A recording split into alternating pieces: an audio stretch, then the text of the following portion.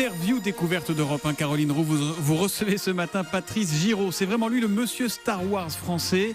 À se demander si ce garçon ne vient pas d'ailleurs. J'aime bien cette entrée en scène. Bonjour Patrice Giraud. Vous avez fondé le magazine Lucasfilm, devenu Star Wars Magazine. Vous organisez les expositions, les conventions Star Wars. Aujourd'hui, vous êtes producteur de cinéma. Tout ce qui concerne la saga en France passe par vous à un moment ou à un autre. Alors il y a tout un tas de gens qui nous écoutent depuis ce matin et qui nous disent « Mais qu'est-ce qu'ils ont tous avec Star Wars ?» Est-ce que vous pouvez nous aider pour leur expliquer le phénomène ?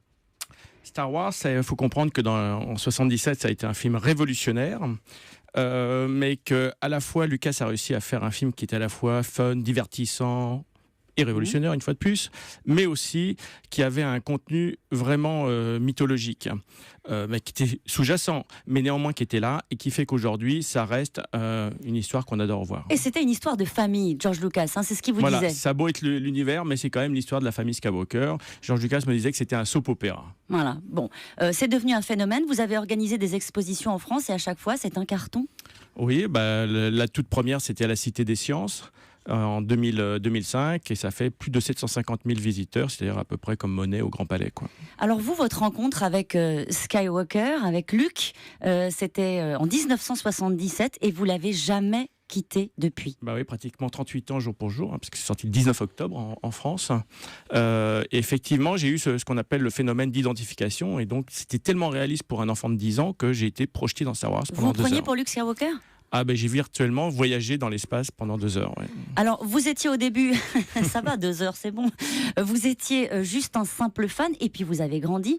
Vous avez jamais lâché la saga, et c'est devenu plus qu'une passion. Bah oui, j'étais tellement tenace, puis j'étais fasciné par l'homme George Lucas, qui était pour moi le nouveau Walt Disney, cet homme visionnaire. Qu'à un moment, j'étais un grand naïf que je lui ai écrit, j'ai écrit à ses équipes, et ils m'ont répondu, ils m'ont dit Patrice, tu es d'ailleurs le seul fan au monde à nous écrire pour faire un magazine. Donc, alors on va s'arrêter quand même quelques secondes là-dessus. Vous écrivez à George Lucas, ouais. Et il vous répond. Alors pas lui, ses équipes, mais notamment tout le monde m'avait dit mais personne ne te répondra. Votre père, mon père m'a dit qu'à banquier m'a dit mais ils te répondront jamais. Et puis ils m'ont répondu et puis l'aventure s'est faite, quoi, ce qui est incroyable. Et l'aventure, c'est quoi ? Comment ça se concrétise pour J'ai vous ? créé mon magazine en 95, le Fan Club. Alors, il faut comprendre qu'à l'époque, il n'y avait pas les réseaux sociaux. Donc, on était le passage obligé. C'était un moyen pour Lucasfilm de communiquer auprès de ses fans sur ses nouvelles productions, ses jeux vidéo. Et voilà, j'ai animé ça pendant 15 ans.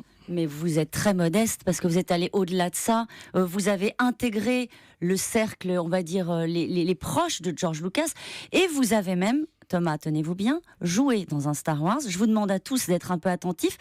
C'est pas le premier rôle non plus. On écoute. Oh, je vous prie de m'excuser. Allez voir, caporal, pour beaucoup. 5 sur 5. Voilà. Donc là, vous n'êtes pas la jeune fille. César. Vous êtes le droïde. Ouais, alors faut comprendre que c'est vrai que à cette époque-là, c'était quand même une entreprise très familiale. George Lucas, c'était quand même une personne, et les employés travaillaient pour une personne qui était incarnée et pas des actionnaires. Et effectivement, moi, je faisais partie de cette grande famille et ils m'ont donné, j'ai été figurant sur le film et ils m'ont donné un petit rôle dans les VF. Et pour vous, c'est une consécration, sincèrement, à ce moment-là ? Je m'y attendais pas, mais effectivement, pour l'anecdote, mon gars chez Lucas m'avait dit, j'ai une bonne et une mauvaise nouvelle. La mauvaise, c'est que tu vas sur le tournage, et la bonne, c'est que tu faxes tout de suite tes dimensions. On va te faire un costume pour que tu sois dans le film. Vous l'avez gardé, le costume ? Non, il est dans les archives de chez George Lucas. Alors, le réveil de la Force, c'est le nouveau Star Wars. Ouais. Je ne vous demande pas ce que vous faites le 16 décembre. Je suis au cinéma. Vous avez une appréhension de retrouver les personnages ou pas ? Ah non, j'appréhende d'être très ému de revoir Luke Skywalker et Han Solo, mais à part ça, non, je suis très excité de le voir, puisque George Lucas avait dit lui-même en 2015 qu'il n'y aurait plus de Star Wars. Donc, c'est l'étonnement pour tous les fans. Est-ce qu'il vous arrive quand même de temps en temps d'être du côté obscur de la Force ou... Jamais. Jamais ? Que du bon côté. C'est pénible, parce mon que héros, c'est Luke Skywalker. Ce qui est plaisant dans Star Wars, c'est les méchants, non ?